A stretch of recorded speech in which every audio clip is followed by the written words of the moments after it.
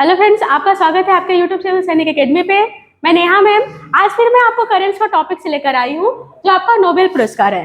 देखिए, जो 2023 में वितरित व्यक्ति है नोबेल पुरस्कार, उसके बारे में हम बताएंगे। लेकिन उससे पहले हम नोबेल पुरस्कार के जो इतिहास है उसके बारे में जान लेते हैं कि कब स्टार्ट हुआ।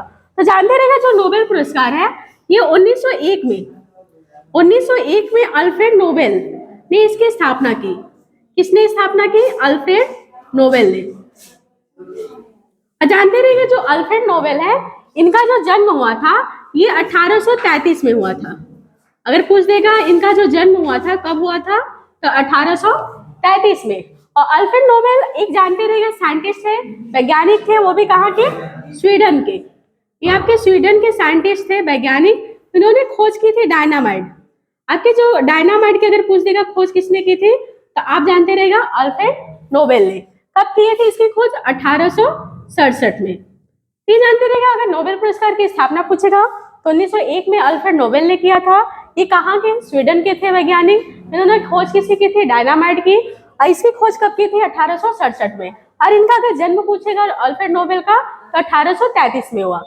फिर देखिए, आपका जब इनकी मृत्यु हो जाती है तो इनकी जो संपत्ति होती है, इनको मतलब नोबेल पुरस्कार के बारे में लिखे हुए थे, तो लोगों को पता चला कि मतलब इनकी मृत्यु हो गई, तो उन्होंने उनकी जो संपत्ति है उसको नोबेल पुरस्कार के रूप में वितरित किया। लेकिन जो आपका जो नोबेल पुरस्कार है ये पहले 5 क्षेत्रों में दिया जाता है। ये कितने क्षेत्रों में दिया जाता था? 5 क्षेत्रों में। जो आपका शांति है, साहित्य है, चिकित्सा है, रसायन है, भौतिक है। लेकिन जो स्वीडन का बैंक था, एक स्वीडन बैंक था रिजेंस बैंक, इन्होंने अपने 300 वर्षगांठ पूरी होने पे 1967 ईस्वी में अर्थशास्त्र के क्षेत्र में भी इसको मतलब देना प्रारंभ किया नोबेल पुरस्कार। लेकिन 1967 में इसकी स्थापना की। लेकिन सबसे पहले का पूछ देगा कि अर्थशास्त्र के क्षेत्र में सबसे पहली बार पुरस्कार कब दिया गया, तो जानते रहेगा 1969 में। इतना जानते रहेगा कि मतलब कि पहले 5 क्षेत्रों में दिया जाता था। अब अगर पूछेगा कितने क्षेत्र में दिया जाता है, तो आपका अब दिया जाता है 6 क्षेत्रों में।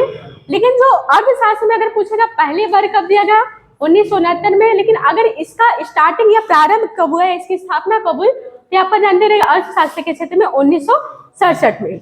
फिर उसके बाद बात करें कि अगर किस भारतीय को सबसे पहले नोबेल पुरस्कार प्राप्त हुआ, ये जानते रहेगा आपके रविन्द्रनाथ टैगोर। जो रविन्द्रनाथ टैगोर है, इनकी एक पुस्तक थी गीतांजलि।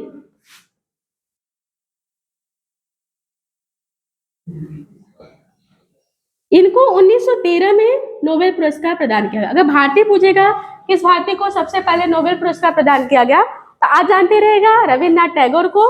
उनकी पुस्तक क्या थी? आपका गीतांजलि। अब कब दिया गया? 1913 में। फिर उसके बाद जानते रहेगा सीवी रमन। जो सीवी रमन थे उनको आप जानते रहेगा भौतिक के क्षेत्र में मिला। किस क्षेत्र में अगर पूछ देगा तो मिला? भौतिक के क्षेत्र में। वो भी कब? 1930 में। इनके रमन प्रभाव की खोज के लिए मिला। अगर पूछ देगा भौतिक के क्षेत्र में किसको मिला सबसे पहले, तो आपको सीवी रमन को। अब कब मिला? 1930 में। फिर उसके बाद देखते हैं अगला जो है,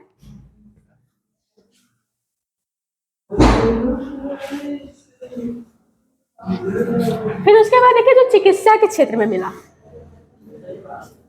अगर चिकित्सा के क्षेत्र में पूछ दे कि सबसे पहले किस भारतीय को मिला, तो जानते रहेगा हरगोविंद खुराना। किसको मिला? हरगोविंद खुराना। ये किसके लिए मिला? ये जानते रहेगा कृत्रिम जीन संश्लेषण के लिए इनको मिला।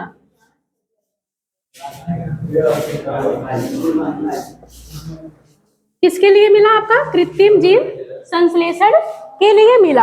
आइए जानते रहेगा इनको मिला था 1968 में। तो आपका चिकित्सा के क्षेत्र में अगर पूछ देगा सबसे पहले हरगोविंद खुराना को किसमें मिला? आपका मतलब इन्होंने किसकी खोज की थी? तो कृत्रिम जीन संश्लेषण की खोज की थी। अगर पूछ देगा कि अगर भौतिक के क्षेत्र में आपको देखिए एक थे सुब्रमण्यम चंद्रशेखर। सुब्रमण्यम चंद्रशेखर को जानते रहेगा। जो चंद्रशेखर सीमा है, इसकी खोज के लिए, चंद्रशेखर सीमा की खोज के लिए इनको भी नोबेल पुरस्कार मिलता है। वो भी किस क्षेत्र में? आपका जानते रहेगा भौतिक के क्षेत्र में मिलता है। वो भी कब? 1983 में। और फिर उसके बाद मदर टेरेसा को मिलता है, वो भी शांति के क्षेत्र में।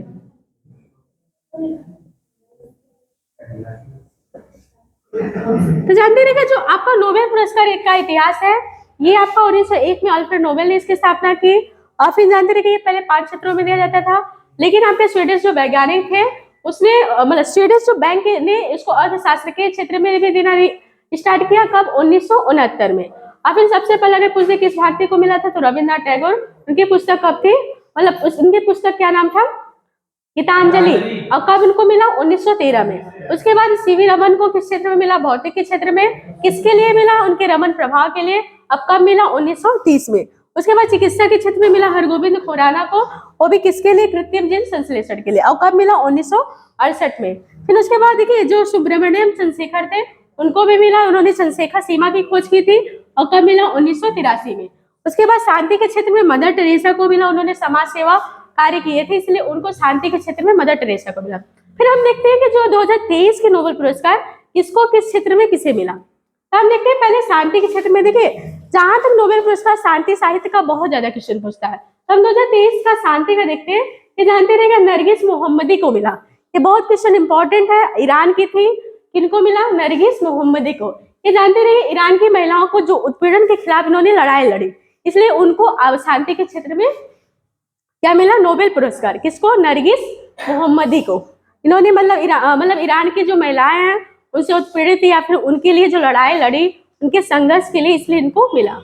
फिर आपका अगला है साहित्य के क्षेत्र में। साहित्य के क्षेत्र में जानते रहेगा जान ओलाव, ये जा ओलाव फ्रांस, ये जानते रहे कहाँ के हैं? नॉर्वे के हैं।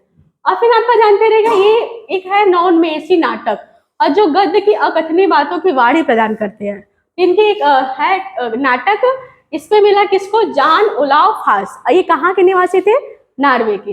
फिर अगला देखते हैं अर्थशास्त्र के क्षेत्र में। इनको अर्थशास्त्र के क्षेत्र में आपको क्लाउडिया गोल्डीन जो आपके यूएसए के थे। फिर जो महिलाओं को श्रम के बाजार के परिणाम के बारे में हमारी समझ क्या है उसको बढ़ाने के लिए इनको मिला अर्थशास्त्र के क्षेत्र में। किसको? क्लाउडिया गोल्डीन। ये कहाँ के थे? यूएसए के।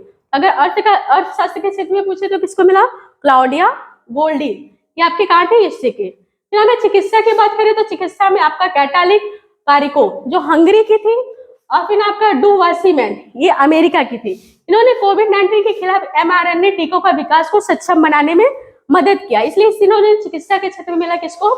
कैटोलिक कारिको जो हंगरी की थी, और डू वासीमैन जो कहाँ की थे? अमेरिका के। फिर अगला देखते हैं रसायन के क्षेत्र में।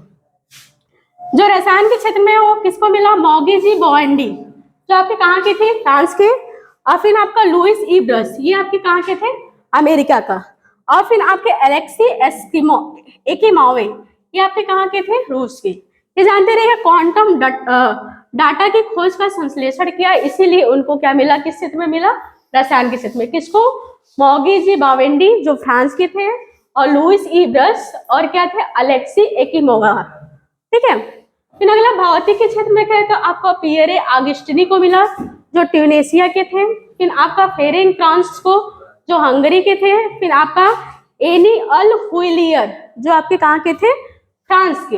ये जानते रहे कि इलेक्ट्रॉन की गतिशीलता के अध्ययन के लिए इनको मतलब प्रकाश 8 सेकेंड एक सेल्स उत्पन्न करती है, मतलब इलेक्ट्रॉन के बारे में इन्होंने बताया, इसलिए इनको भौतिक के क्षेत्र में मिला। किसको किसको? पियरे ऑगस्टिन को, और जो फेरेंग फ्रांस को, और कौन? एल ह्यूलिस को। तो आपका भौतिक के क्षेत्र में 3 लोग को मिला, रसायन के क्षेत्र में भी 3 लोग को मिला, चिकित्सा में आपको 2 लोग को मिला, कैटोलिक कारिको और डू वासीमैन। और अर्थशास्त्र के क्षेत्र में जानते रहिए क्लाउडिया गोल्डीन जो यूएसए के थे। और फिर साहित्य में जॉन ओलाव फ्रांस। और शांति के क्षेत्र में ये बहुत इंपॉर्टेंट है क्योंकि महिला है। किसको मिला? नरगिस मोहम्मदी को। वो कहाँ की थी? ईरान की। और देखिए हम जैसे 2023 का जानते हैं, कभी कभी एग्जाम में हमें 2022 का पूछ देता है, तो हम 2022 का देखते हैं साहित्य के क्षेत्र में। जो साहित्य के क्षेत्र में है वो किसको मिला? एनी रनोक्स जो कहाँ की थी? फ्रांस की। उन्होंने हास्य और नैदानिक मतलब तीव्रता के लिए कविता लिखा, उसके लिए उनको मिला कहाँ की? एनी रनोक्स की जो फ्रांस के थे। फिर आपका शांति के क्षेत्र में बात करें तो एक जानते रहेगा बेलारूस के अधिवक्ता कौन थे? एलिस बिलियास्की। तो बेलारूस के अधिवक्ता एलिस बिलियास्की। और जानते रहिएगा दो मानवाधिकार संगठन, एक था रूसी मानवाधिकार संगठन मेमोरियल, दूसरा है यूनी मानवाधिकार संगठन सेंटर फॉर सिविल लिबर्टीज। ये दो संगठन मानवाधिकार संगठन और बेलारूस के अधिवक्ता एलिस बिलियास्की को, इनको 2022 में किस क्षेत्र में पुरस्कार मिला? शांति के क्षेत्र में। और अगर साहित्य के क्षेत्र में कहे तो एनी रनोक्स। तो आपका देखिए जो आपका 23 और 22 लगभग करके जहां से क्वेश्चन पूछता है उसको आप लोग अच्छे से देख लीजिएगा, नोट्स बना लीजिएगा और वीडियो को ज्यादा से ज्यादा शेयर करिएगा, लाइक करिएगा, सब्सक्राइब करिएगा। धन्यवाद।